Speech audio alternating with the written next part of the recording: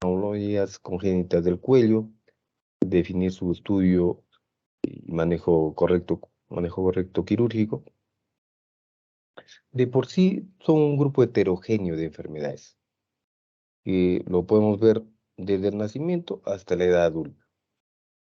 O sea, no necesariamente por ser malformación congénita lo vamos a ver justo solamente en la etapa de la niñez. Algunos se puede diagnosticar desde de forma intrauterina. Ahora con los grandes avances, la- las tomografías en 3D, 4D, 5D hasta dicen, se pueden ver en las malformaciones congénitas que a veces nos ayudan nosotros a predecir si el paciente va a requerir algún manejo de la vía aérea, si son tumores extensos en la cara o en el cuello, ¿no? Pero la mayoría permanecen silentes y a veces se pueden ver cuando hay infecciones, sobre todo en niños, en la edad preescolar, escolar, múltiples problemas de la garganta, infecciones crónicas, pero que pueden condicionar a hacer el estudio y diagnóstico de este tipo de malformaciones congénitas, sobre todo las que más frecuentes, ¿no? Que, tanto así que lo podemos clasificar en malformaciones congénitas cervicales del cuello, dentro de ellos las anomalías de los arcos branquiales, el primero, el segundo, el tercero hasta el cuarto arco branquial. Otra anomalía o malformación, tenemos el más frecuente que vemos, el quiste tirogloso, pero también podemos ver tumores en malformaciones vasculares, que pueden ser como tal los hemangiomas, como tumor como tal, puede haber una malformación arteriovenosa, malformaciones de componente venoso o malformación linfática. Luego también alteraciones congénitas se puede dar en tortícolis muscular congénita, los teratomas y quistes dermoides, quistes tímicos, laringocele como tal. Es importante tener en cuenta acá el desarrollo embriológico, ¿no? En la cuarta semana es donde ya empiezan los arcos branquiales, el 1, el 2, hasta el sexto, que son de se atrofian. Y de acuerdo a que cada arco branquial y a cada hendidura y seno branquial, o sea, entre cada arco, que la, la invaginación, que es la hendidura, van a formarse determinadas estructuras y de acuerdo a esas estructuras es donde alguna alteración se puede manifestar posteriormente. Acá vemos el primer arco branquial, el cartílago de Meckel, tenemos la hendidura faríngea, el segundo arco, la formación del yoides. Entonces, cada uno va a formar estructuras que vamos a evaluar si es que comúnmente lo que vemos es la alteración del segundo arco branquial. Eso es lo que más frecuente vemos con todo esto. Entonces, la primera hendidura, ¿qué es lo que va a formar? El conducto auditivo externo, la membrana timpánica, el primer arco como tal, el martillo y yunque, pabellón y cartílago de Meckel, los músculos sensores del tímpano, velo del paladar, el músculo miloioideo digástrico, que son los suprayoideos, parte del nervio trigémino y la arteria maxilar externa. En la primera bolsa, como tal, vemos la trompa de Eustaquio, el oído medio y las células mastoides. Esta es la formación embriológica que en cualquiera de estas estructuras puede alterarse en, en la formación cuando está en periodo fetal. La segunda hendidura es seno cervical de His y el segundo arco vemos el estribo, el yoides, que está formado en el cuerpo y el cuerno menor, solamente esa estructura del yoides, el estiloides, el músculo del estribo, platisma bucinador, estiloioideo, el vientre posterior del digástrico, ya el nervio facial, nervio acústico, y en la segunda bolsa vemos el oído medio y la amígdala palatina. Acá es donde nosotros a veces tenemos que tener en cuenta cuando hacemos las resecciones de los tumores de quiste branquiales. La tercera hendidura no es tan frecuente, Vemos acá en el tercer arco el yoides y el cuerpo y cuerno mayor, el músculo estilofaringeo, constructor superior medio, glosofaringeo y la carótida interna, que forman las paratiroides inferior, la bolsa T. Igual en la cuarta bolsa, la paratiroide superior. Eso es netamente por un quiste en esta zona es muy complejo. Generalmente no se hace el manejo, más es en los quistes de segundo arco. Igual en la sexta hendidura o sexta bolsa es donde con el transcurso del periodo fetal, se van atrofiando y el arco es lo que ven el cartílago cricoides, aritenoides, músculos intrínsecos ya de la laringe, nervio recurrente, ducto arterioso y arteria pulmonar. Eso es ya más eh, inferior o más caudal. Entonces acá vemos características: el primero, el segundo arco, tercer arco. Entre el segundo y tercer arco vemos el yoides. Nuestro punto principal para nosotros manejar es entre el segundo y el tercer arco, como se llama. Cuarto ya y sexto, lo que es la parte del laringe. Entonces, las anomalías del arco branquial se pueden dar en la cuarta semana. ¿Y de qué resulta? De que puede haber una obliteración incompleta de esta hendidura. Se forma bien el arco, pero no se cierra esa hendidura y se forma ahí un conducto. Y eso se va a evidenciar por las comunicaciones que tengan ese conducto, a dónde deriven. Entonces, los quistes, que comúnmente vemos, no tienen apertura. No hay una apertura. De repente hay un crecimiento por obvias circunstancias de la secreción y va aumentando el volumen. En cambio, los senos se abren hacia el exterior. Solamente tienen un ducto de abertura al exterior y las fístulas sí tienen una apertura interna y externa, que son las que se complican, las que se infectan. Con respecto a las anomalías del primer arco, son de bajo porcentaje, 1%, y generalmente va a afectar todo lo que es el oído externo hasta el oído medio. Puede ir cerca de la glándula parótida y, bueno, relacionarse por cuestión anatómica con el nervio facial. Entonces, vienen, sobre todo niños, con procesos infecciosos crónicos en orificios donde se hace curaciones, pero persisten, ¿no? La paciente manejada, hay un área ya granulomatosa, tiene que resecar y llegar hasta una fístula, retirar con parte del cartílago preauricular y se evidencia acá la parte de la fístula preauricular. Las anomalías del segundo arco, esos son el 95% de las alteraciones arcobronquiales. Como ya habían manifestado, forma el yoides. La segunda bolsa da lugar a la bolsa amigdaliana, como se había visto. Así que alguna alteración, algún quiste o un seno va a drenar en esta fosa supraamigdaliana y es importante cuando se hace el manejo quirúrgico. Entonces, en su trayecto pueden estar relacionados glosofaringeo, hipogloso, puede ser fístula o quiste en la parte anterolateral del cuello, ¿no? Es el famoso quiste branquial que nosotros operamos, sobre todo en pacientes adultos. Ejemplo, un paciente con tumor de larga data, eh, un quiste que va entre el músculo esternocleidomastoideo, se diagnostican de 30 y 50 años, puede causar una infección de vía aérea y aumentar más el volumen, puede haber fístulas, y esto es más frecuente como lo había manifestado en niños, y la ubicación es a nivel del borde medial del esternocleidomastoideo. Anomalías del tercer y cuarto es bien raro y bien complejo también porque esto va a drenar hasta los senos piriformes, que es parte ya de la parafaringio, ¿no? La hipofaringe. Igual se pueden presentar así como el quiste branquial, la cara anterior del margen inferior del esternocleido, y pueden inclusive comprimir la vía aérea en un recién nacido.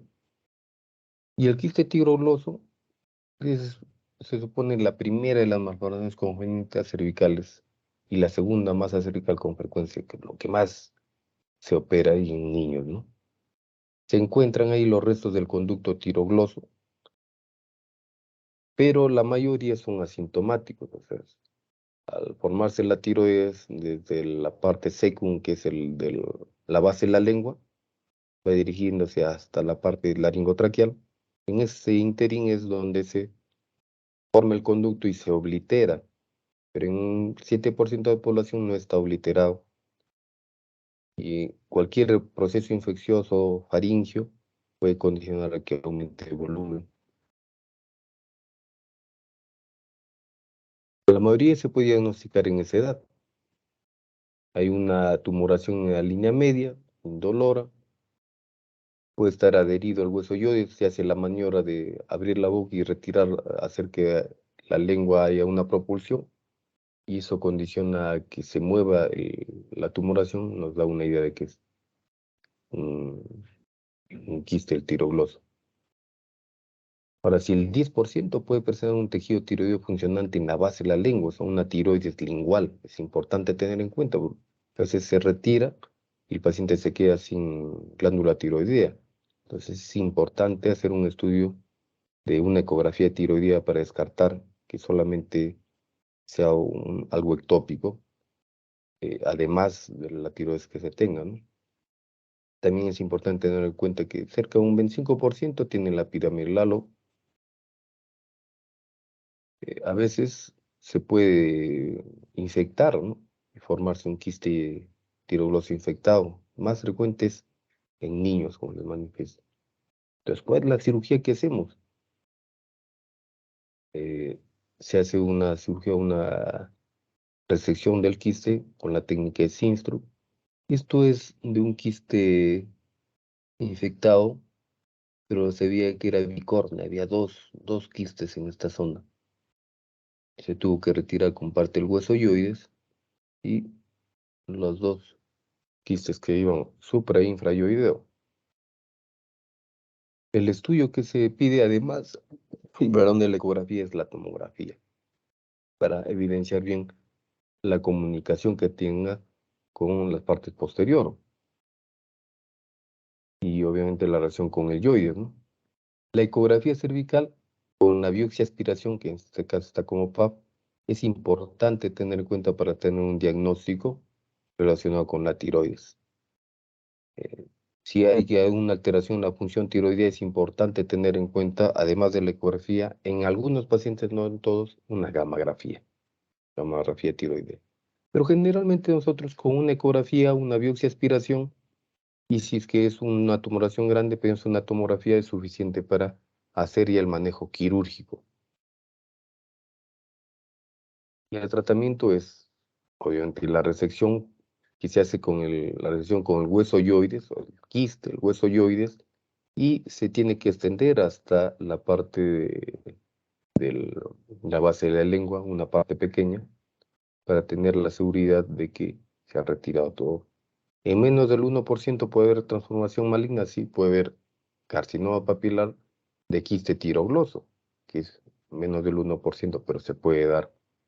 Para ello es necesario tener igual, si es que sale un resultado de carcinoma papilar, hacer un estudio de extensión, porque puede haber hasta metástasis. Eso de repente ya lo han visto en tiroides o lo van a ver. Entonces acá vemos, esta es la mandíbula, este es el cuello, esta es la región yoidea, este es el hueso yoides, su cuerpo, la parte anterior, y esta es la tumoración, el quiste tiroideo. Entonces nosotros tenemos que ir hasta más profundo, pensar y ligar todas estas cosas porque pueden recidivar. Foto de perfil. Ok, esto creo que es un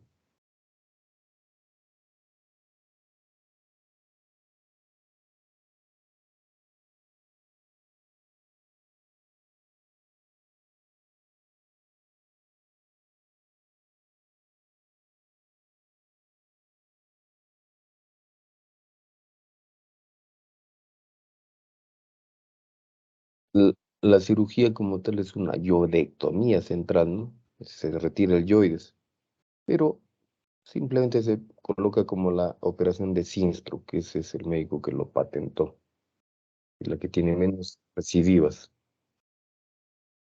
Y eso es lo que más frecuente operamos, que es el quiste tiroidoso. Luego tenemos los tumores y malformaciones vasculares. Dentro de ellos representan el tumor de partes blandas más común en la infancia, lo que es el hemangioma. El hemangioma es un tumor vascular caracterizado por una rápida proliferación endotelial y tiene una curva.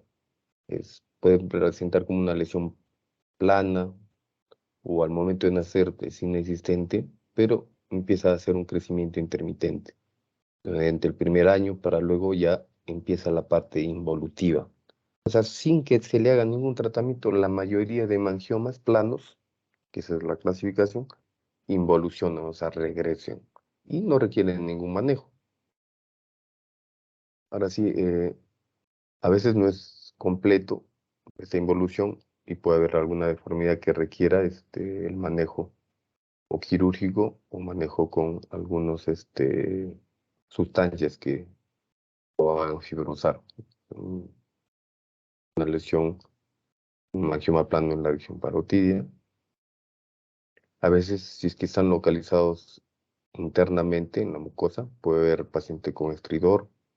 Es necesario hacer una fibroscopía para determinar si es que requiere hacer una traqueotomía si fuese un niño. En la malformación vascular, ya a diferencia de los hemangiomas, estas lesiones están presentes al nacer, crecen proporcionalmente con el niño y no tienden a involucionar. O sea, la diferencia entre una malformación vascular y un hemangioma, que estas no involucionan y estas están ya al nacer presentes. En los otros puede ser que no haya y progresivamente vaya a crecer y vuelta a involuciona. Y este tipo de malformaciones son un poquito más de crecimiento, un poquito más agresivo, se podría decir, que requieren algún manejo quirúrgico en alguna etapa de la vida.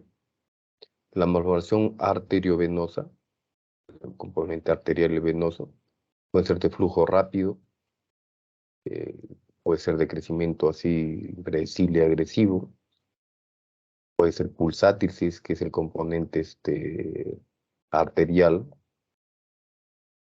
eh, en la parte del cabeciculio puede ser la región auricular y centrofacial. Generalmente vemos las partes de las mucosas y el manejo es quirúrgico. Se tiene que resecar porque si empieza a crecer es un crecimiento un poco agresivo. Tenemos, por ejemplo, un paciente adulto con una malformación arteriovenosa a nivel frontal.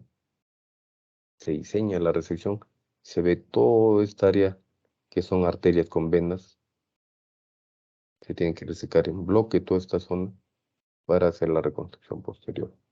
Y la malformación venosa son como tipo varices, las colecciones de las venas que están coleccionadas, ¿no? Táctica. Se encuentran principalmente, puede darse en la cavidad oral, confundirse con un tipo de mangiomas, puede estar en el macetero, que es bien común, donde lo ubicamos, y en la lengua. Puede haber aumento de volumen, el paciente puede ser que a veces se muerde y empieza a haber sangrados profundos que requieren el manejo quirúrgico. A veces, como son tipo varices, se puede hacer la escleroterapia antes de la cirugía para disminuir el tamaño y hacerlo un poco más eh, manejable el manejo quirúrgico, ¿no?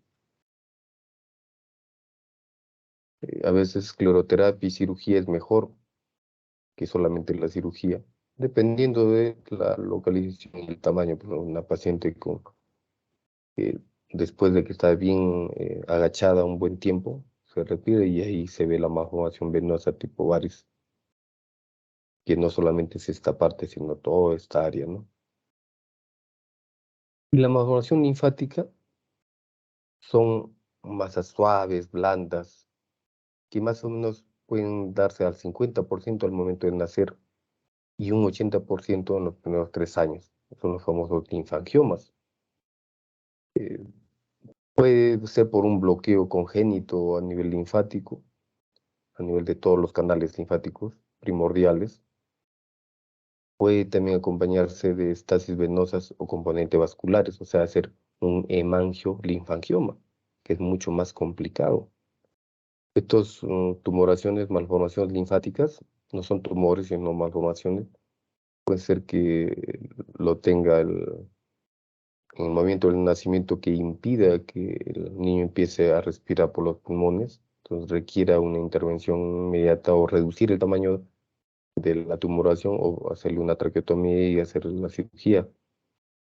Se ha hecho una vez acá en el Hospital Revaliati, un caso, un paciente que tenía un extenso linfangioma, se tuvo que hacer la traqueotomía y la cirugía en el momento del nacimiento. Caso un niño ya preescolar, una masa a nivel del cuello, se hace la biopsia aspiración, la ecografía y se corrobora que es un linfangioma. Y se hace la cirugía y se ve múltiples lóculos linfáticos que rodean también alrededor de los plexos nerviosos. Entonces se tienen que conservar tanto el paquete vasculonervioso como los plexos nerviosos superficiales, ¿no?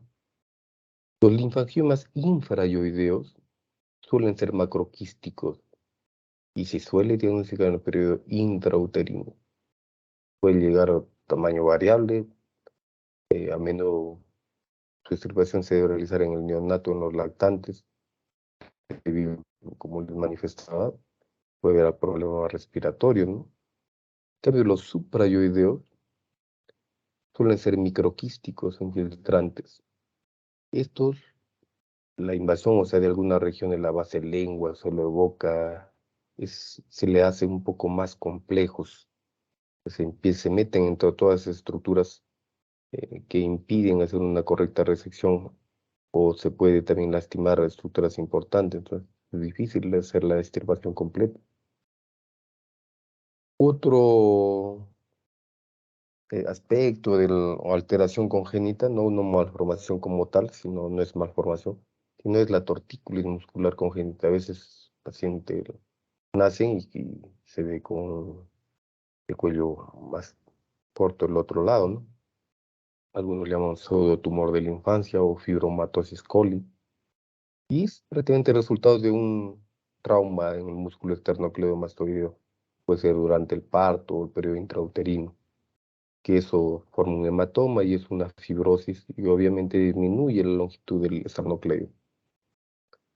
En los primeros días al nacer se puede ver una masa firme, móvil y no dolorosa, que presenta aumento progresivo de tamaño, que puede llegar hasta 3 centímetros. Entonces, el paciente sin nacida se ve ahí, tumoración, y obviamente está lateralizado por la contracción del esternocleidomastoideo. Si es que persiste, no hay la fisioterapia, se tiene que hacer cortes en el esternocleidomastoideo. El tratamiento generalmente es conservador, ¿no? Con fisioterapia se resuelve durante el primer año, eh, pero se tiene que ser inmediato la rehabilitación. Si es que no mejora y es refractario la fisioterapia o hay una respuesta parcial, ya tenemos que hacerle un manejo quirúrgico. Los otros son los teratomas y los dermoides, ¿no? En los teratomas se va de las 3 capas germinativas, el ectodermo, el endodermo, el mesodermo. Solamente cerca de 1 al 10% vamos a tenerlo en cabeza y cuello. ¿Dónde se pueden localizar? En nasofaringe y en la región laterocervical. Es rara la malignidad. Mayormente vemos los teratomas en la parte lateral cervical. Puede ver los teratomas verdaderos, que están por las 3 capas germinativas, con estructuras bien diferenciadas. Ahí podemos encontrar dientes, pelos. O los teratoides, igual las 3 capas germinativas, pero pobremente diferenciados. O los epignáticos, que son similares a los teratomas verdaderos, pero presentan partes fetales duplicadas, como extremidades, ¿no? Los quistes dermoides son los teratomas más comunes en cabeza y cuello. y pueden darse uno o dos capas germinativas. Es lo que más vemos, ¿no? Los quistes dermoides. Es lo que más opera también procedimientos menores como tal. Y los teratomas pueden desarrollarse en línea media o en la región lateral durante el segundo trimestre y pueden crecer rápidamente, puede presentarte hasta polihidroamnios, una gran masa cervical que también puede obstruir la vía aérea y va a necesitar de repente manejo de la vía aérea inmediatamente después del parto, ¿no? Quistos tímicos muy infrecuentes, asintomáticos. Puede haber pacientes con sintomatología respiratoria, que si se le hace una tomografía se debe ver ahí una masa indurada en el mediastino anterosuperior. Son muy raros, eso lo maneja cirugía de tórax. Igual los laringoceles, es bien frecuente. La única manera es paciente con problemas respiratorios. En el caso de laringopioceles, si es que hay una infección, se hace el manejo quirúrgico, pero del absceso como tal. O se puede utilizar en la endoscopía laringea láser. Generalmente no se hace un gran manejo como tal, ¿no? Salvo que sean con bastante alteración respiratoria, es una traqueotomía a los recién nacidos. Bien, esto es con respecto a las anomalías del cuello. Generalmente, como lo han infestado, es tema corto, o que más vemos en estos casos son los quistes tiroglosos, que es la parte quirúrgica, eh, y los linfangiomas, lo que más frecuente operamos con respecto a esta patología, ¿no? Que igual se puede operar en niños como en adultos jóvenes.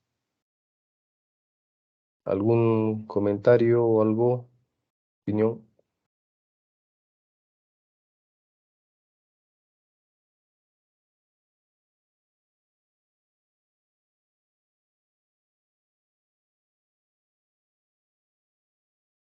Bien, entonces, con respecto al seminario, ya habíamos quedado, pues va a ser el día de mañana a las 8 de la noche.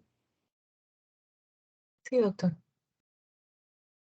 Entonces, los temas no tienen que exponer, ahí se dividen los temas entre los compañeros que les he dicho, y a las 8 mañana vamos a estar todos, los 13 alumnos y los que van a exponer sus diapositivas, que sea algo corto, algo somero, lo que hemos hecho y de repente recalcar algunas otras cosas que quisieran agregar. Voy nuevamente a confirmar Maita de la Cruz hasta Méndez Sánchez, ¿ya? Entonces, si no hay ningún otro acotación, ya damos por finalizado y nos vemos mañana en el seminario de 8 a 9.